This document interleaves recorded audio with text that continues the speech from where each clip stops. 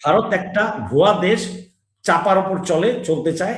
But আমাদের কিছু দালালরা এই পারে আমাদের বাঙালি সাহসী বাঙালিদের বোঝায়, না না ওরা অনেক বড় অনেক বড়, ওরা অনেক বড় না, ওরা কিন্তু আমাদের চেয়ে কম শক্তিশালী, বলে ওদের এয়ার পাওয়ার আছে, অ্যাটম আছে, আণবিক বোমা আছে।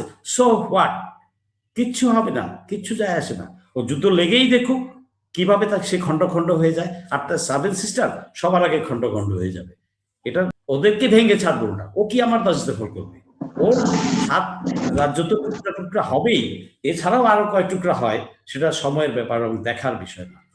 So have faith in yourself. আমি বলবো ইয়াং জেনারেশনকে, you are much more stronger than ৭৫ যারা বেনিফিশিয়ারি, তারাই কিন্তু ডগ আওয়ামী লীগ, এবং তারাই বংশ বিস্তার করেছে। যেমন আমরা দেখতে পাই রাস্তাঘাটে বংশ বিস্তার কিভাবে হয়, ঠিক ওই হারেই বংশ বিস্তার হয়েছে। যা হোক, তো 50-এর দশক থেকেই কিন্তু কিভাবে বাংলাদেশকে আবার তারা দিদেন ইস্ট পাকিস্তানকে আবার তারা কেটে নিয়ে অঙ্গীভূত করবে সেই প্ল্যানে ছিল, এবং তারা এক পর্যায়ে এসে শেখ মুজিবুর রহমানকে দলের প্রধান বানালো। আচ্ছা, এখন কিছু ন্যারেটিভ তো গিলাতে হবে। ন্যারেটিভ তো গিলাইছে, কি গিলাইছে? বৈষম্য। এই যে বৈষম্য, আমার গ্রাম বাংলার মানুষ তখন কিন্তু এত লিটারেসি রেট এরকম ছিল না, শিক্ষার হার। ও যে যা বুঝাইতো, যে যা শুনতো গল্পের মতো, তখন ফেসবুক ছিল না, মিডিয়া ছিল না, ল্যান্ডলাইন ছিল না, টিভি ছিল না, ওইভাবেই বুঝতো। এবং কারণ সহজ সরল মানুষরা গিলেছে, এবং তাদের পোষা দালালরা এবং ওই পার থেকে আসা বাম রামরা যারা 47-এ পরে এই পারে চলে এসেছে, তাদের মধ্যে থেকে বেছে নিয়ে কিছু শিক্ষিত মধ্যে থেকে বেছে নিয়ে দালাল তৈরি করেছে। এই দালাল তৈরির মাধ্যমে ন্যারেটিভগুলো গিলানো হয়েছে। টোটাল মিথ্যা কথা, যে পূর্ব পাকিস্তান থেকে সবকিছু শোষণ করে নিয়ে যেত। একটা বা দুইটা বই বের হবে এই ফেব্রুয়ারিতে, বইমেলা যদি নাও হয়, আমি আশা করি বই দুটো বের হবে। আমি তখন সবাইকে সাজেস্ট করব বই দুটো পড়ার জন্য। পশ্চিম পাকিস্তানের সম্পদের পরিমাণ কি ছিল, টোটাল অ্যাসেট, আর আমাদের ওই সময়ে সম্পদের পরিমাণ কতটুকু ছিল, দুইটা তুলনা করলেই বেরিয়ে আসবে ওরা আমাদেরটা শোষণ করে নিয়ে গেছে নাকি ওখান থেকে আইয়ুব খান এনে এনে এখানে বিভিন্ন স্থাপনা করেছে। তো এটা আর বিস্তৃতিতে না গেলাম। তো আমাদেরকে ভুল থিওরি তখনও গিলিয়ে তারা সাকসেসফুল হয়েছে, আমরাও বেনিফিটেড আলহামদুলিল্লাহ। ভাষাগত যেহেতু পার্থক্য আছে, ধর্মের মিল আছে, তা আমরা একটা স্বাধীন দেশ পেয়েছি। আমাদের মুক্তিযোদ্ধারা যুদ্ধ করেছেন, তারা অস্ত্র হাতে যারা যুদ্ধ করেছে, আমি শুধুমাত্র তাদেরকেই মুক্তিযোদ্ধা বলবো, ফ্রন্ট ফাইটার যারা। আর বাকি পিছনে সাপোর্টিং এলিমেন্ট আর কিছু খাট যোদ্ধা, মাদুর যোদ্ধা, চকি খাটের নিচের যোদ্ধা তো ছিলই, আছে, ওগুলাকেই বরঞ্চ মুক্তিযোদ্ধা বানিয়ে দিয়েছে। আর খাঁটি মুক্তিযোদ্ধারা গত 16 বছরে অতল গহ্বরে হারিয়ে গিয়েছে। যাই হোক, যুদ্ধ হয়েছে, এবং এই যুদ্ধে আমরা বাঙালিরাই কিন্তু যুদ্ধ করেছি, আমার ভাইরাই যুদ্ধ করেছে। আমার সেনাবাহিনী, ইপিআর, পুলিশ, ওই সময় তারা স্ট্রাকচার ফ্রেম করেছে, লিডিং এ তারা ছিল, আর ছাত্র জনতা, কৃষক। একটা জিনিস জেনে রাখা উচিত এই জেনারেশনের, ঢাকা শহরের বা বড় বড় শহরের এলিট ফ্যামিলির ছেলেরা বা অ্যাফ্লুয়েন্স সলভেন্ট ফ্যামিলির ছেলেরা কিন্তু মুক্তিযুদ্ধে খুবই কম গেছে, ইভেন 0.1% হতে পারে।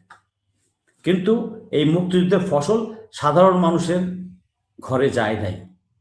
এই মুক্তিযুদ্ধ হওয়ার পরপরই, স্বাধীনতা হওয়ার পরপরই মুক্তিযুদ্ধ হাইজ্যাক হয়ে গেছে। কিভাবে হাইজ্যাক হয়েছে?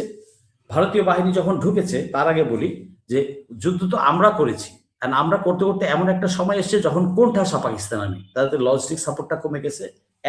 অলমোস্ট কোণঠাসা, আমরা প্রায় যুদ্ধে জিতেই গেছি। ওই সময়ে যখন ভারত দেখলো, আরে এখন যদি এদের সাথে অংশগ্রহণ না করি বা তাদেরকে আশ্রয় দিয়েছি, অংশগ্রহণ যদি না করি, এই ফিনিশিং টাচটা যদি না দিতে পারি, তাহলে আমার ক্রেডিট থাকবে না। ওই ফিনিশিং টাচে তারা জয়েন করে তারা ক্রেডিটটা নিয়ে দেবে, কুইকলি ঢাকা চলে আসলো এবং সারেন্ডারটা করাইলো তাদের হাতে।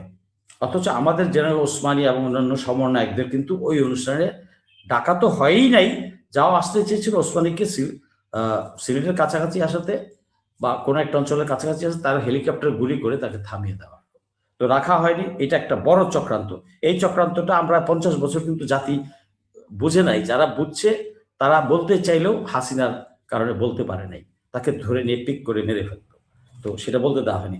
ইভেন জেনারেল ওসমানীর কাছে আমার মেজো ভাই মারা গেছেন, উনি একসময় ছাত্র ইউনিয়ন করতেন।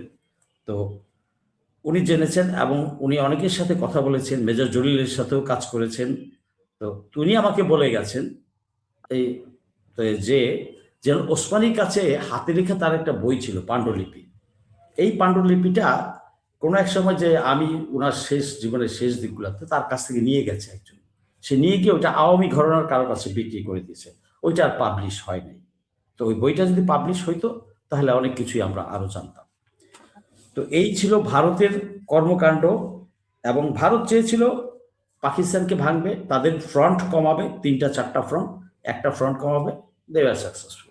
বাট ভারতীয় রাইটাররাই কিন্তু একটা সময়, আমি একটা বইতে পড়েছি, এয়ারফোর্সের একটা বই, ইন্ডিয়ান আর্মামেন্ট অ্যান্ড ইকুইপমেন্ট, জেনারেলের নামটা ভুলে গেছি আমি, 91 সালে বইটা পড়েছি। পরবর্তীতে ওই বইটা ওই লাইব্রেরি থেকে হারিয়ে যায়, আর পাইনি। সেখানে লেখা ছিল, have we created another front? আমরা ফ্রন্ট রিডিউস করতে গিয়ে আমরা কি আরেকটা পাকিস্তান তৈরি করছি বা আরেকটা যুদ্ধের ফ্রন্ট বাড়াচ্ছি? এটা তারা, তাদের জেনারেলটাও বুঝতে পেরেছিল, যেটা ইন্ডিয়ান পলিটিশিয়ানরা বুঝে নেয়।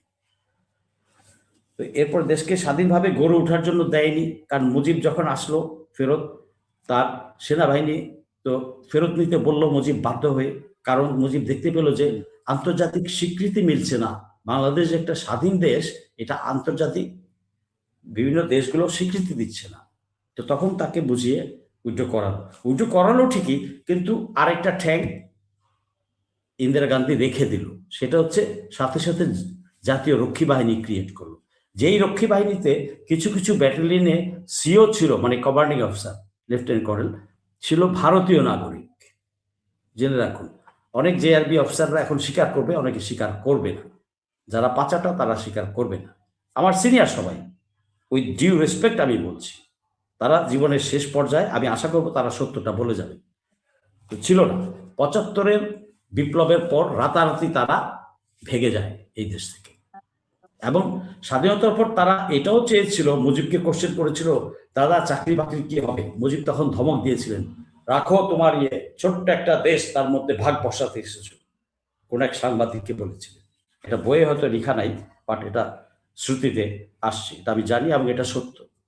আচ্ছা, এবং তারা চাকরি বাকরিতে এই পাশে ভাগ চেয়েছিল। কিছু অ্যাডমিন ক্যাডারের লোকও কিন্তু এসেছিল, তারা কিছুদিন ছিল, পরবর্তীতে তাদের ভাগানো হয়েছে এই প্রশাসন চালানোর জন্য। তো ওরা চেয়েছিল পার্মানেন্টলি করে ফেলতে, বাট মুজিবের নেতৃত্বের কাছে ওই সময় পেরে ওঠে নাই। আর মুক্তিযোদ্ধারা তো তরতাজা ছিলই, হাতে অস্ত্রও ছিল, তো সবকিছু বিবেচনা করে তারা পেরে ওঠেনি। আল্লাহর রহমত ছিল আমাদের উপরে। আচ্ছা, এরপরে ওই সময় তারা আমাদের দেশটাকে আর গড়তে দেয় নাই, স্বাধীনতা তখনই ছিনিয়ে নিল। তারপর তো মুজিব মারা গেল। জিয়া যখন আসলেন, একটু যেই মাথা উঁচু করে দাঁড়াবো দেশটাকে, জিয়া শুরু করলেন, ব্যাস জিয়াকে মারা হলো।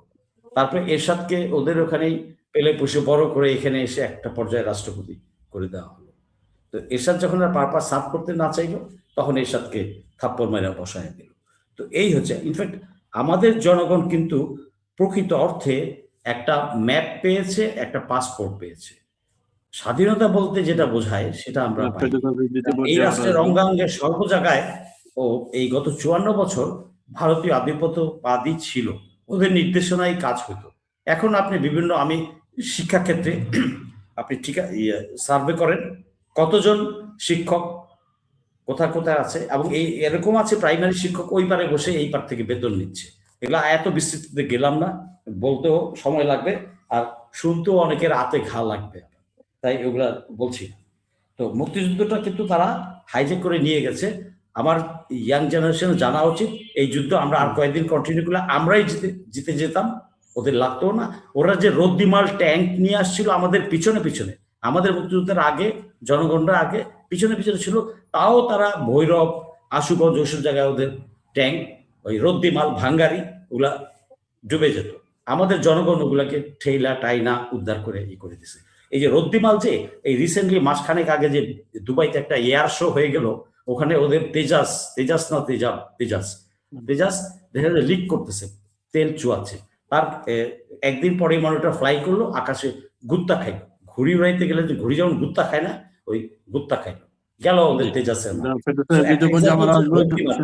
ভারত একটা ভুয়া দেশ, চাপার ওপর চলতে চায়, বাট আমাদের কিছু দালালরা এই পারে আমাদের বাঙালি সাহসী বাঙালিদের বোঝায়, না না ওরা অনেক বড় অনেক বড়, ওরা অনেক বড় না, ওরা কিন্তু আমাদের চেয়ে কম শক্তিশালী, বলে ওদের এয়ার পাওয়ার আছে, অ্যাটম আছে, আণবিক বোমা আছে, সো হোয়াট, কিচ্ছু হবে না, কিচ্ছু যায় আসে না, ও যুদ্ধ লেগেই দেখুক কিভাবে তার সে খণ্ড খণ্ড হয়ে যায়, আর তার সেভেন সিস্টার সবার আগে খণ্ড খণ্ড হয়ে যাবে, এটা ইয়ে নাই। তো আমাদের বাঙালি ইয়াং জেনারেশনকে বলবো, আমরা সুপিরিয়ার, আমরা সুপিরিয়ার, এটা নিজের মনের ভিতরে ঢুকাও, এবং আমরা যে সুপিরিয়ার, আমরা যে পারি, সেটা 5ই আগস্টের পরে ওই রাজশাহীটা কোন জায়গায়, ওই যে বর্ডারের সামনে আমাদের ছেলেপেলেরা খালি গায়ে লুঙ্গি পরে দাঁড়ায় গেলো বিটিআর এর পাশে, একদম ওপেনে মার গুলি মার। তো এটা আমাদের বীর বাঙালি পারবে, এই জেনারেশন, নেক্সট জেনারেশন পারবে। আমার 60 ঊর্ধ্ব যে দালাল জেনারেশনটা আছে, বা 50 ঊর্ধ্ব, আর 50-এর নিচে যেগুলো আছে, যে ভিক্ষা খাওয়া আওয়ামী লীগের, এরা ছাড়া বাকি সব আমরা দেশপ্রেমিক, এবং এই জাতি পারবে, এবং না পারার কোনো কারণ নাই, এবং ওদেরকে ভেঙে ছাড়বো না। ও কি আমার দাস দখল করবে? ওর হাত রাজ্য তো টুকরা টুকরা হবেই, এছাড়াও আরো কয়েক টুকরা হয়, সেটা সময়ের ব্যাপার এবং দেখার বিষয় মাত্র। So have faith in yourself. আমি বলবো ইয়াং জেনারেশনকে, you are much more stronger than any other country.